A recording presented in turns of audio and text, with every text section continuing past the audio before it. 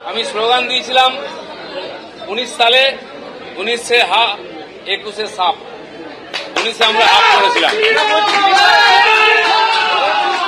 21 সাপ হয়নি, যেটুকু বেঁচে গেছে 26 সাপ। যে আমি নয়, সমস্ত পুরনো কর্মীরা আপনার সঙ্গে আছে। সবার বিশ্বাস আপনার হাত ধরে আমরা নবান্নে পৌঁছবো। আপনি যা আদেশ করবেন সব কর্মীরা, দিলীপ ঘোষ ও পার্টির একজন সাধারণ কর্মী, আপনার নেতৃত্বে আমরা লড়াই করতে রাজি আছি। প্রিয় দর্শক, আপনারা দেখছেন সংবাদ সারাদিন ইউটিউব নিউজ চ্যানেল সাদা বাংলায় রাজনীতির কথা। শ্রমিক ভট্টাচার্যের সঙ্গে সাক্ষাৎ দেখা করে দিলীপ ঘোষ যেটা হুঙ্কার দিলেন যে 21 হাফ আর 26 সাপ, অর্থাৎ আজকে একটা জিনিস অন্তত বোঝা যাচ্ছে যে দিলীপ ঘোষ 2026 সালে যে বিধানসভা নির্বাচন, সেই নির্বাচনটি কিন্তু বিজেপি দল থেকেই লড়বেন। তিনি বিজেপিতেই থাকবেন। তৃণমূলের লোকেরা গুজব ছড়ানোর চেষ্টা করেছিলেন যে 21 জুলাই নাকি দিলীপ ঘোষ তৃণমূলে যোগ দেবেন। সেই চেষ্টা কিন্তু তাদের স্বপ্ন হয়েই থেকে গেল। অভিমান করে বাড়িতে চুপ করে বসে থাকার লোক কিন্তু নয় দিলীপ ঘোষ। দিলীপ ঘোষ তার অনুগামীদেরকে নিয়ে নির্বাচনে যদি না ঝাঁপিয়ে পড়ে, তাহলে বিজেপি পার্টি এবারও আবার বাংলার সামনে মুখ থুবড়ে পড়ে যাবে, আগের ঠিক নির্বাচনেরই মতন।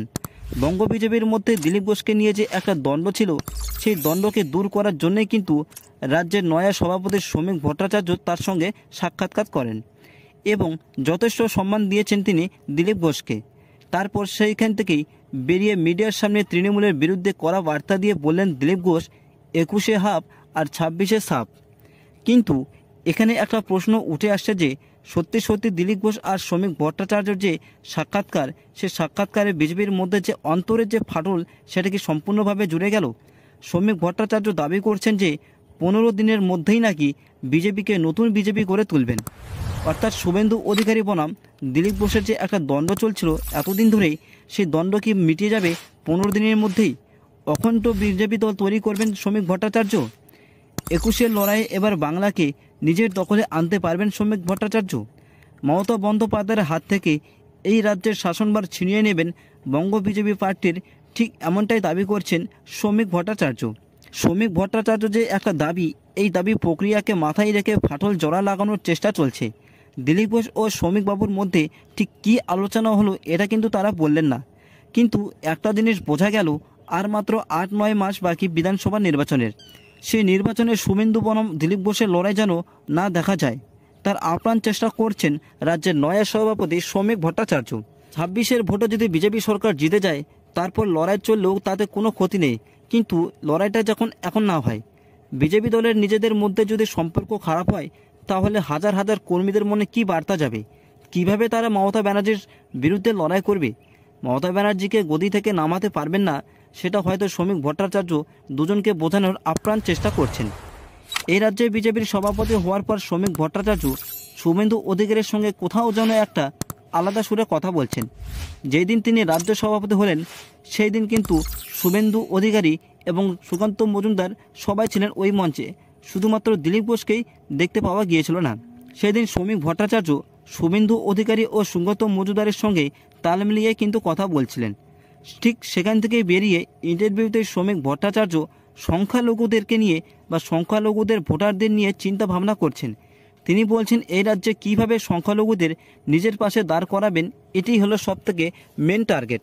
জগন্নাথ মন্দিরে মমতা ব্যানার্জির আমন্ত্রণে যাওয়ার পর দিলীপ ঘোষের সম্পর্কে তার অনুগামীরা ছাড়া বঙ্গ বিজেপির বাকি যারা আছেন, তাদের মধ্যে অনিশ্চয়তার যে মেঘ আছে, যে সন্দেহের বার্তা বহন আছে, এই যে সন্দেহটা মনে বসে আছে, এটা ভাঙানোর সম্পূর্ণ দায়িত্ব কিন্তু দিলীপ ঘোষকে নিতে হবে। 21 জুলাইয়ের আগে এত বড় বার্তা তিনি রাজ্যবাসীদের দেবেন, এটা কিন্তু ভাবা যায়নি। দিলীপ ঘোষ এতদিন ধরে তৃণমূলের নেতা নেত্রীদের কতটা বোকা বানালেন, তারা হয়তো আজকে হারে হারে টের পাবেন।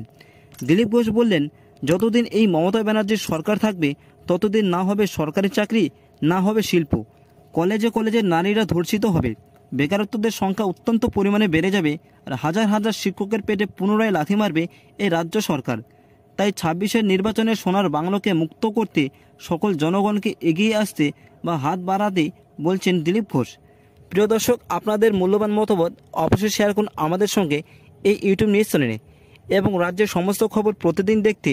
এবং যদি আপনারা এই চ্যানেলে নতুন হন, তাহলে প্লিজ এই চ্যানেলটিকে সাবস্ক্রাইব অবশ্যই করবেন এবং আপনাদের হোয়াটসঅ্যাপ গ্রুপে প্রচুর পরিমাণে ভিডিওটি শেয়ার করুন, যাতে প্রত্যেকের কাছে এটি পৌঁছে যেতে পারে।